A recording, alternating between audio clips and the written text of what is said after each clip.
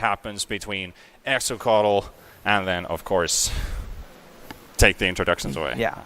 So up in the right corner, we have the red undead player from Paraguay. It's XOcoatl! And down in the left corner, we have the blue human player from Brazil. It's Malboy! Let's get the show underway. So undead versus human, and we're still getting those early gold picked up, and actually going straight up for some more workers, and hasn't put any buildings to come. Unlike what we see on our screen right now, XOcoatl already got his Altar of Darkness, got his barracks coming up. Yeah, it seems like Malboy here wants to more focus on the economy side, because he has the opportunity to defend with just workers due to this militia ability on the town hall here, meaning that you can go a little bit slower, get a few extra workers out, because even if it comes an early push, it's really hard to beat down a lot of militia, so you're pretty safe from the early push here. Yeah. So going like a few extra workers, now it's starting to build up though, 4 buildings at the same time. The blacksmith, the barracks, the farm, and an altar of kings. So it's basically just setting up this this start infrastructure that you need to actually succeed as a human. Yeah.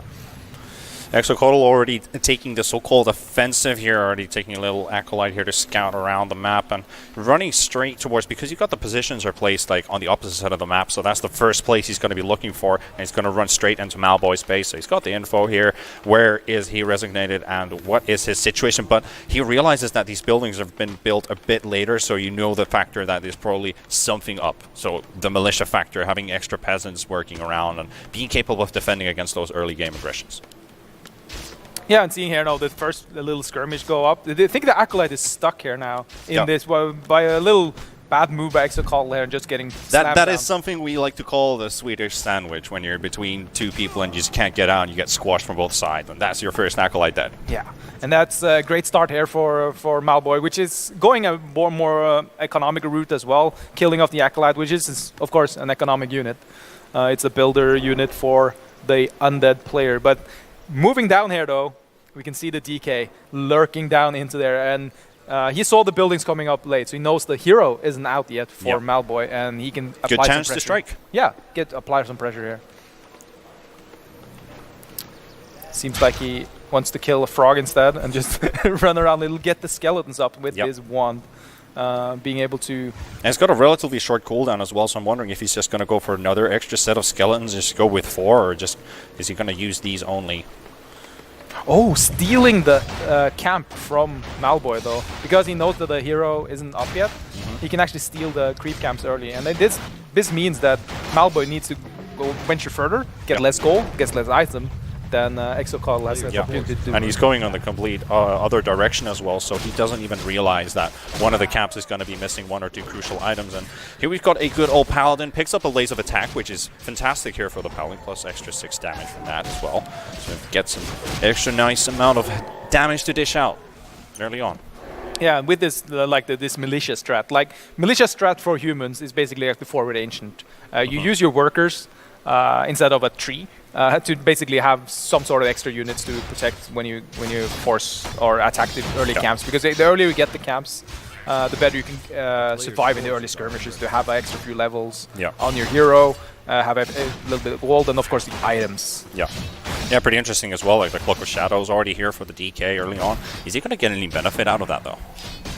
The Cloak of Shadows can be used as like a clutch, like getaway card, because versus Undead you don't have any reveal. You usually don't want to run any reveal, and there's a lack of AoE damage going on early games. You can just at night you can just stand still, and your DK will just stealth. Yeah, you can just spam Mist Coil on your units and stay hidden the whole time if you don't want to use it for fighting. Like if you're dropping low, for example, just hide yourself, use your units around you, then use your Mist Coil to reveal yourself, and then hide again.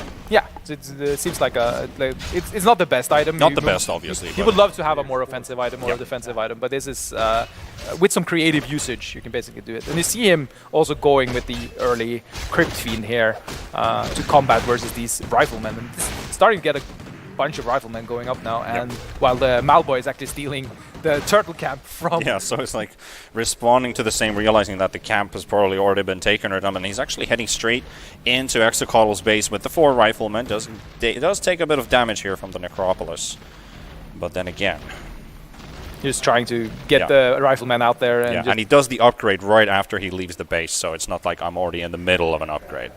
So he does get a bit of extra damage, harassed out, and now gets to get his upgrades out.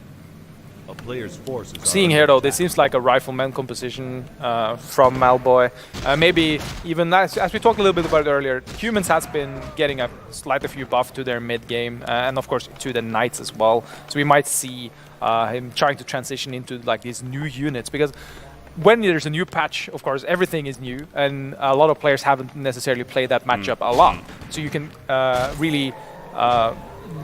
Because a lot of the battles in the mid game and the late game is about evaluating your opponent's army and if you can take the engagement or not. But if you don't know about the buffs and everything, you can get caught. You got a little engagement here as well with the rifleman. He does get healed up by the paladin, so that's fine by him there. Getting some damage onto the crypt fiends as well, trying to corner at least one of them while trading hits at the same time. So a very nice amount of damage. Then again, you got the Mice Coil, heal up your crypt fiends, and just avoid this battle for now. Yeah, you can see the tankiness of these big spiders as well, though, because he took like 6 shots at the same time, and it was about half his HP. But these crypt fiends are a tanky piece of unit. Yeah, we got the second hero also on the map for the human side, and can actually quite find where he is there. But then again, another critter. More skeletons to be used, waiting for the corpse to show up. Meanwhile, the paladin with his rifleman clearing another null camp. For some, well, there's an intelligence book, not necessarily the best for the paladin, but... Well, a little bit of extra mana always helps. You can get some healing done. The Lich has been picked up by the undead player, so you're going the same as we saw that Deuce went with the DK and the Lich, which is, as we said, a pretty standard combo. Classic duo. Yeah, you get healing. Name a more iconic duo than the DK and the Lich, yeah. Well, they did even a kind of duo in the lore, you know. All right, well, we got a Blood Mage here, sitting here in the base. Just a little bit different tactic than we seen earlier here with the Blood Mage and the Paladin. We see in some human players, we saw the Archmage earlier and everything. So and the Naga. Yeah, this is a really cool way to go about it. And he's soaking up a lot of damage here, but then again, the heal from the Paladin as well. Though, Uther doing his job like a boss, and he might actually find one Crypt Fiend to take down, but as he told before, they're so tanky, so hard to take down, but he finally finds one of them. Might actually find a second, using the Holy Light as well to punish yet another Crypt Fiend, and this fight's not looking good at all for XOcoatl. He does have the statue with him, manages to retreat with at least one of his Crypt Fiends still alive, but managing to repel the invasion. And there's a lot of riflemen here, and rifleman positioning, they have long range, and they do a decent amount of damage for being a low tier unit. So you can really solidify like a fortification, and you just basically almost kite the opponent around. As you saw with the Uther body blocking and stuff, so the DK couldn't get to his riflemen, and they could just keep shooting and shooting and shooting. You've got Holy Light against your undead enemies, you've got Mist Coil against your human enemies, so... It's a cool interaction as well, like Holy Light burns the undead, and using it offensively. It's not that something you see like in low-level play, because you don't think about it, because it's a heal. You use it on your own units to survive, but use it there as a burst to just suddenly kill the Crypt Fiends. You can't get it out in time. And already a level 4 Paladin as well, like getting this early XP so quickly into the game, sitting on 49 supply as well. It's looking fairly good for Malboy here. Yeah, it's building up his economy. Both are on one base still. No rush to get up earlier. The tech is coming in. There's building some knights though from Malboy here, so we might see something new coming in here now. Knights has just been buffed to be better in the earlier phases of the game, because that was one of their issues, that you needed all the upgrades. Now some of them has been some of the upgrades have been moved into the base stats, and then the upgrade still works, so they're better earlier. Oh, it's fantastic. Legion Doomhorn picked up for the Paladin, so extra health regen, extra movement speed for your squad. Like that is actually really good for riflemen who aren't the most nimble and fastest unit on the map. Yeah, it helps them reposition. It helps them out basically, because the danger here also is that the DK has that unholy aura as a skill, and if he can come into the backline of all the riflemen and just tear them apart, they can really easily die. But getting that speed on them can make them get away. And also helps with the maneuvering against like the Crypt Fiends, which are like used to like the basic like hit and run kind of style. Where you just because a long cooldown between each attack, so they can just run a lot, hit. So without actually losing any gap there. was that sentry wards that DK just found there, or might have seen that a bit wrong there. 2 sentries from an ogre there. Yeah, I mean, there's not that many invis units again, but it's for him. Like he's the one with the cloak of shadows. Then again, we're early going on into these drakes here as well. Yeah, early Drake, getting the levels. Both the players are basically playing like a single-player campaign now, just trying to get their economy lead, trying to get their XP lead, trying to get like to the end game there. The third hero is picked up also by the underplayer. We see there Mountain Giants.